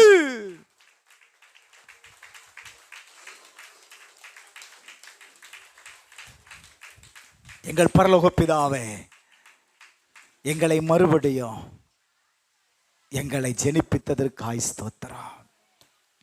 உம்முடைய சுதந்திரத்தை பெற்றுக்கொள்ளும்படி எங்களுக்காக நீர் உண்டு பண்ண வைத்திருக்கிற நன்மையை அடையும்படி எங்களை ஜெனிப்பித்தீங்களப்பா. உமக்கு நாங்கள் நன்றின்னு சொல்றோம்யா. Lord we thank you. உமக்கு நன்றின்னு சொல்றோம். அந்த அழைக்கப்பட்ட அழைப்பிற்கு எங்கள் திருச்சபை மக்களை, இந்த வார்த்தையை கேட்கிற ஒவ்வொருவரையும் தகுதி உள்ளவர்களாக்கும். உம்முடைய பிள்ளை என்கிற தகுதியை மறுபடியும் நீங்கள் கொடுங்கப்பா. ஆண்டவரை மறுபடியும் நீங்கள் கொடுங்கப்பா. மறுபடியும் நீங்கள் கொடுங்கப்பா. தன் வாழ்க்கையில நம்பிக்கையை இழந்து ஆண்டவரே வெற்றி அடையாமல் இருக்கிற ஆண்டவரை ஒவ்வொருவருக்காக நான் செபிக்கிறேன்ப்பா. ஆண்டவரே, இந்த உயிர் தெழுதல் பண்டிகை ஒரு புதிய நம்பிக்கையை கொடுக்கட்டும், ஒரு புதிய ஆரம்பத்தை கொடுக்கட்டும். எதிர்பார்க்கிற நன்மையை அவர்கள் பெற்றுக் கொள்ளும்படி நான் செபிக்கிறேன்ப்பா. கர்த்தருடைய ஆசீர்வாதம் உண்டாவதாக. இயேசுவின் நாமத்தில் செபிக்கிறேன் நல்ல பிதாவே.